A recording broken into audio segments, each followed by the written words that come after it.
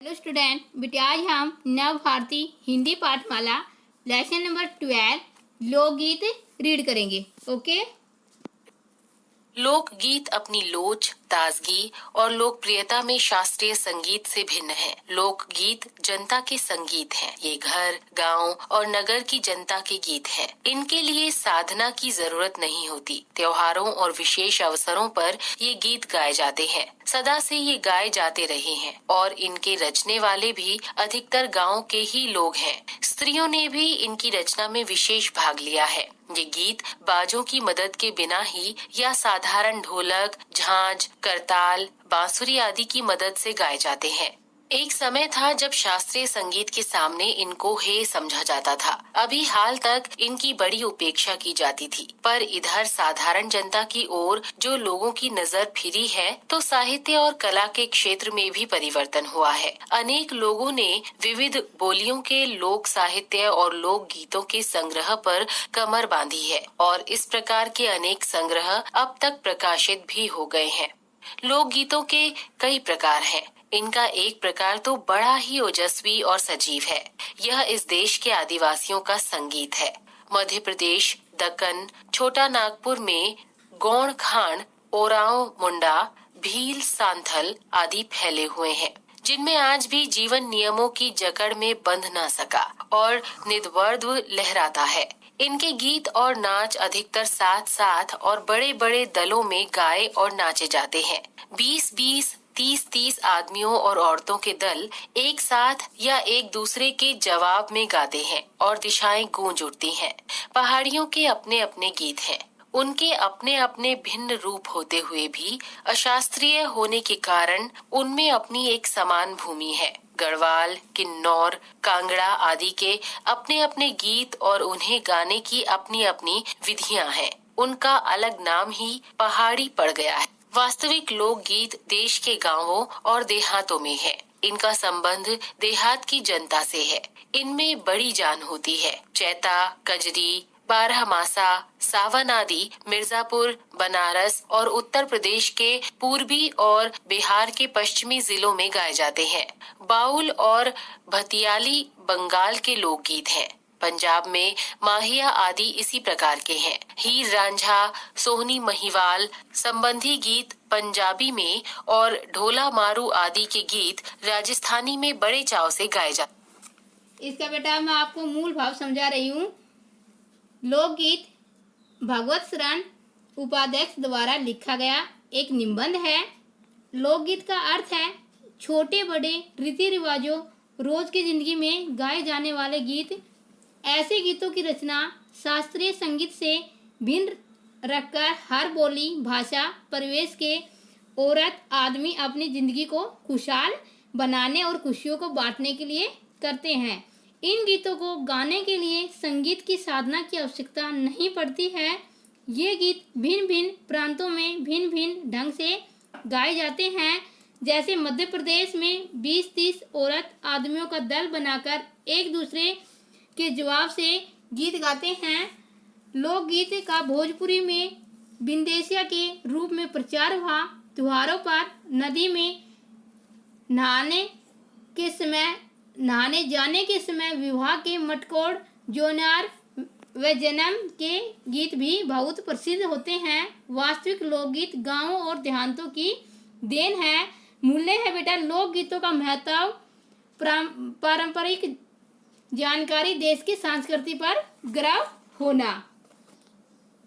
हैं। इन देहाती गीतों के रचयिता कोरी कल्पना को इतना मान न देकर अपने गीतों के विषय रोजमर्रा के बहते जीवन से लेते हैं, जिससे वे सीधे मर्म को छू लेते हैं। उनके राग भी साधारणतः पीलू, सारंग, दुर्गा, सावन, सोरठ आदि हैं। कहरवा, बिहरा, धोबिया आदि देहात में बहुत गाए जाते हैं और बड़ी भीड़ आकर्षित करते हैं। इनकी भाषा के संबंध में कहा जा चुका है कि ये सभी लोकगीत गांवों और इलाकों की बोलियों में गाए जाते हैं। इसी कारण से बड़े आह्लादकर और आनंददायक होते हैं। राग तो इन गीतों के आकर्षक होते ही हैं। इनकी समझी जा सकने वाली भाषा भी इनकी सफलता का कारण है।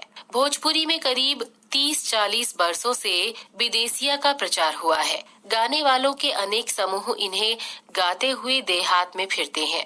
उधर के जिलों में विशेषकर बिहार में अब हम करेंगे इसके अति लघु प्रश्न। प्रश्न नंबर 1 है, लोकगीत किसे कहते हैं? इसका उत्तर है जनता में प्रचलित सरल भाषा व रोजमर्रा के विषयों पर आधारित गीतों को हम लोकगीत कहते हैं। प्रश्न नंबर 2 है, लोकगीतों की रचना करने वाले कौन लोग होते हैं?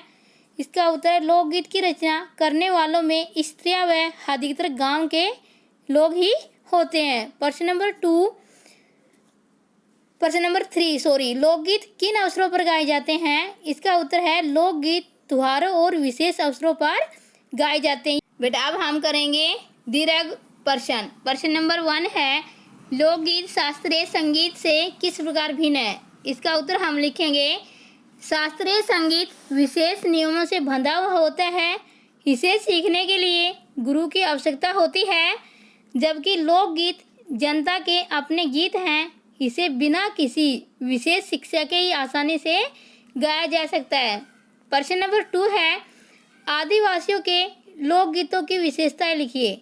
इसका उत्तर हम लिखेंगे आदिवासियों के लोकगीत और नाच अधिकतर साथ साथ और बड़े बड़े दलों में गाए और नाचे जाते हैं। 20-20, 30-30 आदमियों और औरतों के दल एक साथ या एक दूसरे के जवाब में गाते हैं। प्रश्न नंबर 3 हमारा, गरबा कहाँ प्रसिद्ध है?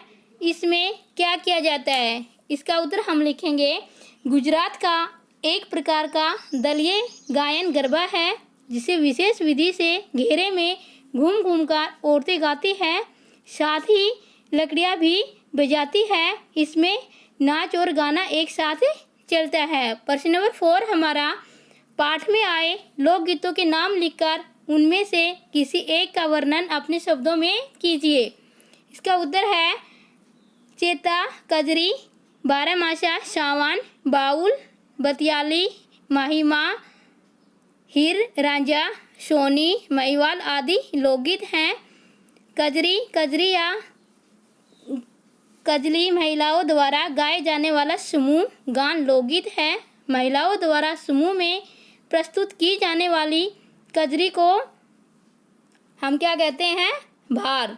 प्रश्न नंबर 5 है, लोकगीतों का हमारे जीवन में क्या महत्व है? इसका उत्तर है लोकगीत हमारे संपूर्ण जीवन से जुड़े हुए गीत होते हैं। जन्म से लेकर मृत्यु तक हर अवसर पर लोकगीत गाए जाते हैं। इनके द्वारा हम अपनी खुशियों का बखान करते हैं। अलग अलग पर्वों पर अलग अलग प्रकार के लोकगीत गाए जाते हैं। प्रश्न नंबर 6 है, स्त्रियों द्वारा गाए जाने वाले लोकगीतों की विशेषताएं लिखिए। इसका उत्तर है स्त्रियों के लिए खास अवसरों के गीत निम्नलिखित हैं। होली के गीत, सावन के गीत, विवाह के गीत, मटकोर, जोनार, त्योहार के गीत, जन्म के समय के गीत आदि सभी अवसरों के अलग अलग गीत हैं जो स्त्रियां गाती है। प्रश्न नंबर 7, यदि हमारे जीवन में संगीत का नामो निशान नहीं होता तो हमारा जीवन कैसा होता? इसका उत्तर है यदि जीवन में संगीत न होता तो जीवन नीरस हो जाता, जीवन बोझिल लगने लगता, पर्व त्योहार पर खुशियाँ अधूरी रह जाती, शादी ब्याह में रौनक खत्म हो जाती। यह बेटा आपके दीर्घ प्रश्नों